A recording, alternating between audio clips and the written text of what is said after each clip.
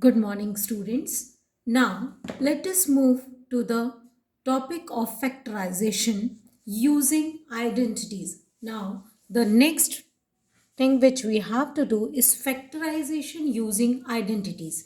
We have done few identities. Let us revise first those identities. They are a plus b the whole square equals to a square plus 2ab plus b square. A minus b the whole square equals to a square minus 2ab plus b square, and a plus b multiplied by a minus b is equals to a square minus b square. These were the three identities which you have done. Okay. Now we will make use of these identities to find out the factors.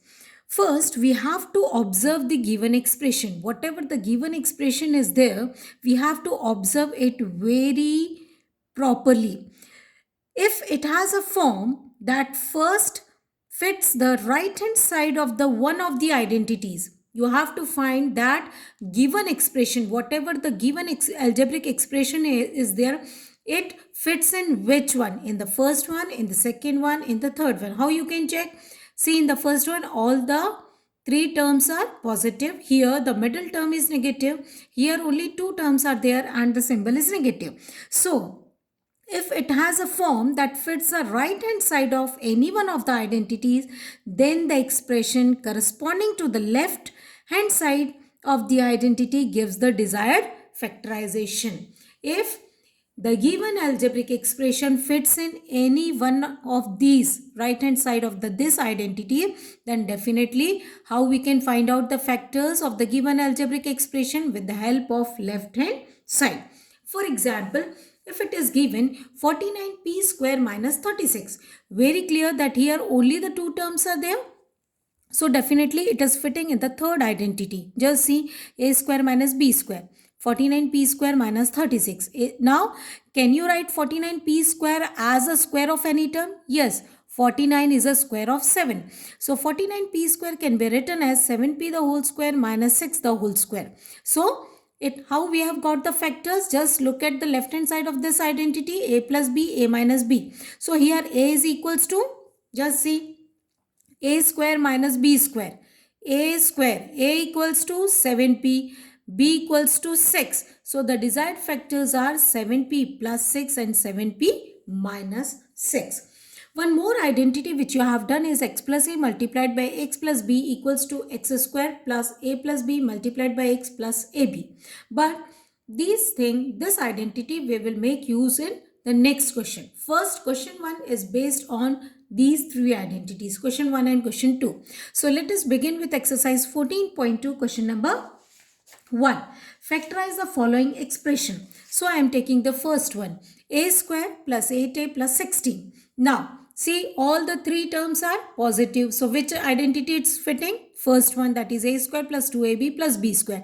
Now try to write the first term and the last term as a square of one term.